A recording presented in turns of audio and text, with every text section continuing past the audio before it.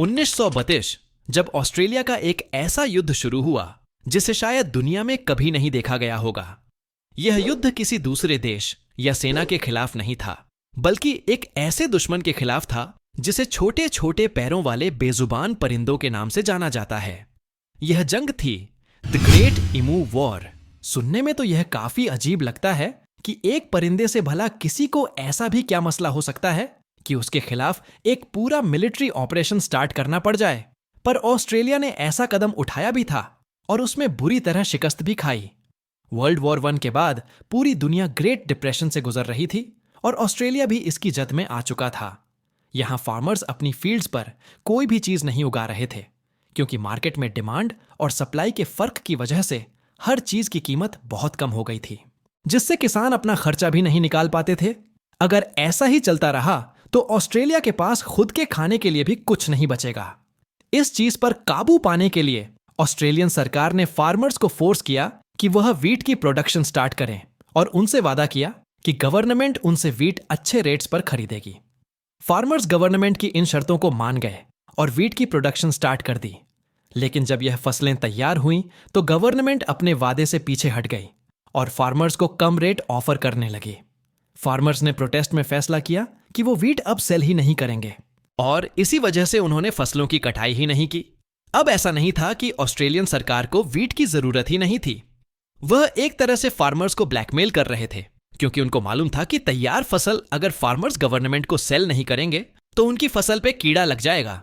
पर ऑस्ट्रेलियन सरकार को क्या मालूम था कि आने वाली मुसीबत कीड़ा लगने से भी ज्यादा तकलीफ देने वाली थी। ई म्यूज जो सिर्फ ऑस्ट्रेलिया में पाई जाती हैं, उनका ब्रीडिंग सीजन खत्म हो गया था। यह एक सीरियस मसला था क्योंकि ई म्यूज अपने ब्रीडिंग सीजन के बाद माइग्रेट करती हैं। जब ई मर्स इनलैंड एरिया से कोस्ट की तरफ माइग्रेट कर रही थी तो उनको वेस्टर्न ऑस्ट्रेलिया में तैयार वीट फील्ड्स नजर आई। 20,000 ईम्यूज का टोला इन वीट फील्ड्स में घुस गया और रातों रात फील्ड्स को खाकर तबाह करने लगा। 5 फुट लंबा और 45 केजी वजनी यह परिंदा एक दिन में 2 किलो तक खुराक आसानी से खा सकता है। अब 20,000 ईम्यूज एक बहुत बड़ा नंबर है और यह सिर्फ एक दिन में वीट के 20 से 25 एकड़ की जमीन तबाह कर लेते थे। 1-2 हफ्ते तक फार्मर्स ने इनसे निमटूरी में चली जाती थी। अभी तक 300 से 350 एकड़ जमीन जाया हो चुकी थी। यह मसला अब सीरियस होता जा रहा था। जब गवर्नमेंट को इस बात का एहसास हुआ तो उन्होंने फौरन एक्शन लिया और ई म्यूज से जान छुड़ाने के लिए विचार शुरू कर दी। उनकी नजर में इस मसले का सिर्फ एक ही रैपिड सॉल्यूशन था, मिलिट्री ऑपरेशन। जी हां, ऑस्ट्रेलियन सरकार ने मिलिट्री को कहा कि वह ई म्यूज के खिलाफ एक ऑपरेशन लॉन्च करे। यह एक बहुत ही अजीब ऑपरेशन था जिसको मीडिया ने द ग्रेट इमू वॉर का नाम दिया। ऑस्ट्रेलियन मिलिट्री जो हाल ही में वर्ल्ड वॉर 1 से फारिग हुई थी, उनको लगा कि जब उन्होंने अपने हकीकी दुश्मनों को शिकस्त दे दी तो ये ई म्यूज किस खेत की मूली है। उन्होंने चंद सोल्जर्स को मशीन गन्स और चंद हजार राउंड्स के साथ वेस्टर्न ऑस्ट्रेलिया भेज दिया। यह काम उनको अपने बाएं हाथ का खेल लग रहा था, लेकिन जब तक ऑपरेशन स्टार्ट होता वेस्टर्न ऑस्ट्रेलिया में बारिशें शुरू हो गईं। तेज बारिशों की वजह से ई म्यूज के टोले बहुत बड़े एरिया पर फैल गए जिनको अब टारगेट करना मुश्किल हो गया था। इस मसले को देखते हुए ई म्यूज पर हमले को एक महीने तक पोस्टपोन कर दिया गया। 2 नवंबर 1932 वाले दिन सोल्जर्स को रिपोर्ट मिली कि कैंपियन नामी एक गांव में चंद ईम्यू देखी गई हैं। जब तक सोल्जर्स वहां तक पहुंचते, लोकल्स ने ईमूज को इकट्ठा करने के लिए उन पर पथराव किया तो वह एक जगह जमा होने के बजाय उल्टा बिखर गई। आपको यहां बताते चलें कि ईम्यूज की टांगें बहुत स्ट्रांग होती हैं और वह हैरत अंगेज तौर पर 70 किलोमीटर पर आवर्स की स्पीड से भाग सकती हैं। सोल्जर्स ने बहरहाल इसी कंडीशन में ईएमयू पर फायर खोल दिया। इस हमले में कुल मिलाकर सिर्फ 5 से 7 ईएमयू ही मारी गई और बाकी सब खेतों में ऐसे गायब हो गई जैसे दिन के वक्त आसमान के तारे पहला हमला बुरी तरह से नाकाम हुआ था। 20,000 में से सिर्फ 5-7 ईम्यूज की मौत इस मिलिट्री ऑपरेशन की पहली नाकामी थी। 2-4 दिन बाद सोल्जर्स ने फैसला किया कि वह अब खेतों में घात लगाकर बैठेंगे, ईम्यूज के करीब आने का इंतजार करेंगे और फिर फायर खोलेंगे। इस बार 1,000 के करीब ईम्यूज खेतों में दाखिल हुई। जब वह छुपे हुए सोल्जर्स के करीब आ गई तो फायर खोल दिया गया, लेकिन इस बार किस्मत ने उनका साथ छोड़ दिया। अभी 2 दर्जन एम्यूज ही मरी थी कि मशीन गन जैम हो गई।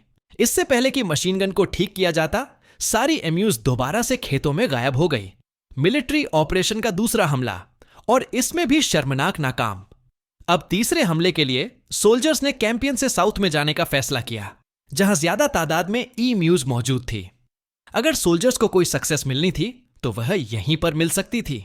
लेकिन इस बार उन्होंने ई-मूल्स में एक बहुत दिलचस्प चीज नोटिस की। उन्होंने देखा कि ई-एमयूज अलग अलग ग्रुप्स में डिवाइडेड हैं और हर ग्रुप का एक लीडर है जो एक तरह से उनकी रखवाली कर रहा है।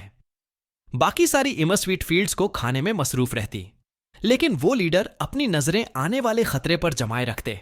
जैसे ही सोल्जर्स के आने की भनक पड़ती, वो लीडर उन सारी इमर्स के ग्रुप्स को वहां से भगा देते थे। अब सोल्जर्स उनका पीछा करते करते थक चुके थे। उनको इमर्स के खिलाफ यह जंग भारी पड़ रही थी।